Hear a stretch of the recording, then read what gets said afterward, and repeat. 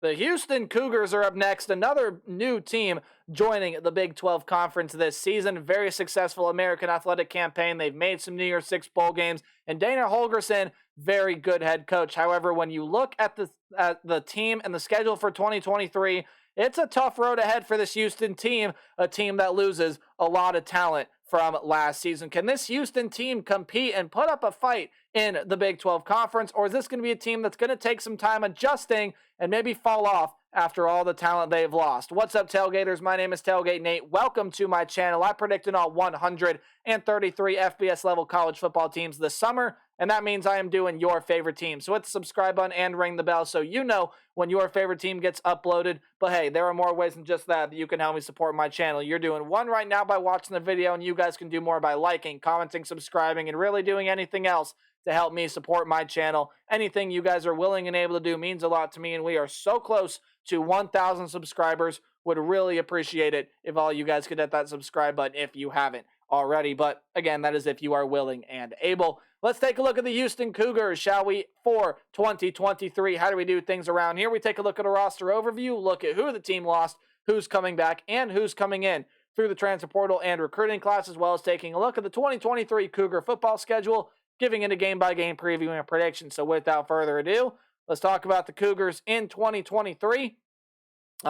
This team just loses a lot of talent throughout. Really, pretty much every position loses someone notable on this Houston team. We're going to go through it. Offensively, starting out with the most important position on the field, it's Clayton Tune. And I don't have to speak on how good a player Clayton Tune was. If you are a Houston fan, if you know, you know. But I'll read his stat line in case you don't know. 4,074 yards, 40 touchdowns to 10 interceptions on 67% completion percentage. Was a fantastic player for this Houston team throughout his career, and sadly he is going to be gone for this season. That is not easy. That's not an easy stat line to replace, but they're going to try, as Lucas Coley completed all 3 passes he threw last year. And you get a transfer coming over from Texas Tech in Donovan Smith, who will probably, in my opinion, end up being that starting quarterback next season. He's a 3-star rated transfer, again, coming over by way of Lubbock from the Red Raiders. Do I think he's going to be Clayton Tune levels of good? No, but he will be a very solid quarterback, very solid option for this Houston team coming into 2023. Now, in the running back room, he was hurt last year, did not play at all, but Alton McCaskill, very, very, very big part to this team in 2021. They were not able to use his production last year, but he is still gone off of this team. Had a really good year in 2021, breakout season, I believe over 1,000 yards. You'll miss him a lot, as well as Tajon Henry, who had 359 yards and 3 touchdowns rushing. Oh, by the way, Clayton Tune was the leading rusher on this team last year as well, for 546 yards and 5 touchdowns last season. Who do you return in the running back room? Stacy Snead and Brandon Campbell were the team's 2nd and 3rd leading rushers last season. Snead, 501 yards, 5 touchdowns. Campbell, 435 yards and 4 touchdowns. And then you get a transfer coming over from West Virginia in Tony Mathis. So that's a pretty solid pickup there. Tony Mathis, pretty high upside running back. I think he can be a solid contributor to this Cougar team. In the wide receiver grouping, again, another really good player, Nathaniel Tank Dell, 109 catches, 1,398 yards, 17 receiving touchdowns. He was excellent during his time in Houston. And you also lose Keyshawn Carter, who was the team's 2nd leading receiver last year, 601 yards and 5 touchdowns. A lot of production gone out of the wide receiver room. Not to fret. You get a transfer in Joshua Cobbs, and there is some good talent coming back. Matthew Golden was your 3rd leading receiver. Samuel Brown was your team's 4th leading receiver. And then Joseph Manjack going to be back there in the wide receiver room as well. Tight end wise, you do lose Christian Trahan, 237 yards and 3 touchdowns, was your leading receiver among tight ends. You do return Matt Burns and transfer in another player from West Virginia, Mike O'Loughlin. Laughlin, however you pronounce the last name. Again, I apologize. Offensive line wise, you do lose Cameron Johnson and Lance Robinson, but return Patrick Paul, Jack Freeman, and Tyler Johnson as well. So, hey, you're losing a lot of talent off this offense, but there is bright side. There is good talent there, and there is good talent coming back. We'll see if it's Big 12 ready. Defensively, Are they going to be Big 12 ready? Well, they lose a lot of talent off of there as well. DeAnthony Jones led the team with 7 sacks last year, 38 tackles. He is gone, as well as Derek Parrish, another pretty solid player. Atlius Bell and Jamichael Neal are all going to be gone off of this defensive line. Bell, 42 tackles, 3.5 sacks. Really good key contributor. Who comes back, though? Chidozie Nwankwo will come back to this defensive line, 36 tackles last year. Nelson Caesar had 4 sacks. That was second on the team last season. Was third on the team last season behind Derek Parrish, who had 5 sacks on the team last season. And then Cedric Williams will be coming back to this defensive line as well. In the linebacking unit, Donovan Mutton is going to be gone. 84 tackles last season. That led the team, 4 passes defended as well. Manny Naneri will also be leaving, was the team's 5th leading tackler with 46 of them. You do get a transfer in David Ugwogbu. He is coming into this team. Jamal Morris will be coming back, 43 tackles for him last season. Tremarcus Cheeks and Malik Robinson are also all going to be coming back to this team. So some pretty solid players in the linebacking group, but again, losing guys like Moon and Naneri are going to be big losses for this team. Now when you take a look at the defensive back grouping, this is a unit that loses some talent there as well as Art Green, 4th leading tackler. 8 passes defended, 2 interceptions last year. You lose him. Gervarius Owens was another really good player. 7 passes defended, 1 interception, 74 tackles, good for second on the team.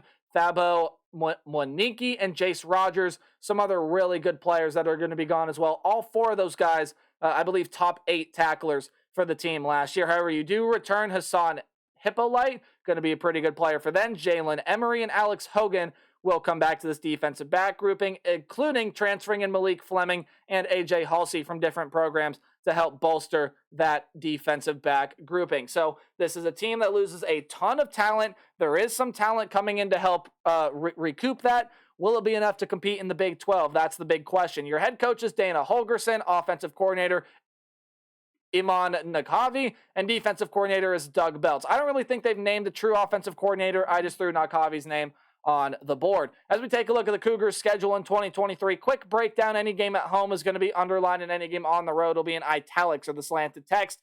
Any game in green is a game that I think the Cougars will win easily. Any game in yellow is a game where the other team's competitive, but Houston will win, and red is a loss. And Houston's got to start out with a very tough game in 2023. This was a classic game to watch last year. Very, very fun. Houston, UTSA. This year they get it in Houston. This was a very fun game last year. I expect it to be a very fun game this year.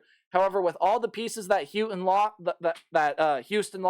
UTSA is going to be really good. That quarterback and Frank Harris comes back. There are a lot of really good pieces on that UTSA team. And I think with the quarterback play of Frank Harris, I think that's already going to be too much for this Houston defense to handle. Week 1 of the season, UTSA is going to be a very good team. A game that I could see Houston also being able to win, but I got UTSA winning this game to start out Houston's 2023 campaign. But not to fret, they will beat Food. Apologies to my Rice fans, but Rice is out there, and they will be going down to the Houston Cougars. I believe they're getting JT Daniels in there. Again, he's kind of disappointed during his time, but when you take a look at Rice across the board, don't match up to the talent of Houston. The Cougars will win.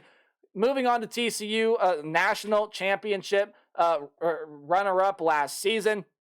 The Cinderella of all Cinderella stories are losing a lot of talent. However, I think it's still going to be too much for this Houston team with Chandler Morris at quarterback. Even though they did lose a lot of talent offensively, defensively, there's some good talent in that secondary that will shut down this Houston passing game. And I think overall TCU going to be a pretty solid offense there as well. Sam Houston's going to take some time adjusting to FBS life and FCS champion. I believe back in 2020, 2021, that will be a team to watch out for. That will be interesting to watch. But regardless, I think Houston wins that by at least 2 touchdowns. They go in and win that game.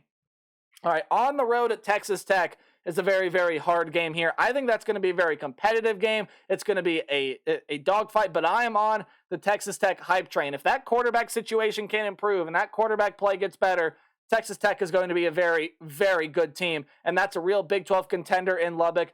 Houston, with all they lost, I don't think will be able to match up well, and Texas Tech will be able to win that game. However, then you get your bye week and a really not so great opponent in West Virginia. A lot of people's power rating wise, mine included, worst team in the Big 12. I do not think that roster is going to be there. They lost a lot through the portal, including JT Daniels and a lot of players to this Houston team who are going to be motivated to beat their former club, and I do not think Neil Brown is the right guy for the job. This may be the game in which he gets fired. It may not be, but regardless, I think Houston ends up beating West Virginia in Week 7. So, hey, you're 3-3, you're feeling good. Hey, life in the Big 12 isn't so bad, right? Take a look at the second half of the schedule and say that to Houston again. I do not think they're going to beat Texas. There's too much offensive firepower on that Texas team with Quinn Ewers or whoever happens to play quarterback, even if it's Malik Murphy or Arch Manning. I think all of them are very, very solid options. While inconsistency is a problem, they got an embarrassment of riches in the wide receiver room. The running back room will still be good even after all they lost. And the defense is definitely taking steps in the right direction. I think it can be pretty good this year. Houston will not beat them, and they will not beat the reigning Big 12 champs in Kansas State either. They're looking to win the Big 12 for the second consecutive year, and they have a team that can do it even with all they lost, especially some key contributors on defense and a lot in the secondary. Adrian Martinez, Deuce Vaughn, Malik Knowles, all those guys are gone off of that team. However, when you take a look at who's coming back, Will Howard, they got some good transfers coming in there as well. That's going to be a formidable Kansas State team to deal with this season, and Houston's not going to be able to beat them. I do not think they will beat Baylor either. Baylor is a team where I think Baylor's going to be very feisty, very competitive this season. This is a Baylor team that does return Blake Shapen. I was blanking on his name for a second at quarterback. A lot of good position players in the skill corps on offense, and they do lose a lot of key contributors defensively, but I do have faith in not only the head coaching of Dave Aranda, but also the talent that they have back there in the defensive side. And I think the Baylor Bears, especially going on the road for this Houston team, will hand the Cougars their third straight loss here in the back half of the schedule. Good news, though, you get a familiar opponent coming up here in the Cincinnati Bearcats, and it's a familiar opponent that I also think will struggle in the Big 12 Conference this year. Cincinnati is losing their head coach, Luke Fickell. He's gone over to Madison, and a lot of talent is either gone with him or have transferred away to other programs. There is some good talent coming into that Cincinnati team, also some good talent coming back. Scott Satterfield is entering as that head coach, a puzzling hire to some, but still a very solid head coach. I think this is a toss-up coin flip game. I think this game really can go either way, but I do have Houston being able to pull off that win there. Taking a look at the game against Oklahoma State here, Oklahoma State was a team that was ravaged by the portal. This was the team who was losing Spencer Sanders, losing a lot of good options at wide receiver. However, your leading receiver in Brennan Presley does come back. A lot of key contributors on defense are gone. However, if there's one thing we've learned, it's to not count out Coach Mike Gundy. Do not count out Mike Gundy is what I was trying to say. I think it's a very winnable game for Houston. I think that's a game that they can win, but ultimately it's a game that I see them losing, and I also see them losing to another familiar opponent in UCF there as well. Too much talent on offense for that defense in Houston to be able to handle, especially in the secondary. John Rice Plumlee, if you can't contain him in the pocket, can use his legs, and hey, he's got a pretty strong arm and a good group of wide receivers there as well. So ultimately, I got Houston sitting at 4-8. I know not the record that Houston fans want to hear. There are some winnable games on the schedule. Oklahoma State, UTSA. Maybe you can pull one off against TCU. But I think life in the Big 12 is going to be a little bit of a struggle here in year one for the Cougars. They got some good talent here, but I think it's going to take time to adjust to life in the Big 12 Conference. So that's going to do it for my prediction on the Cougars. Let me know your thoughts in the comment section below. And as always, remember to play hard, but tailgate harder. See all you guys in the next video. Goodbye.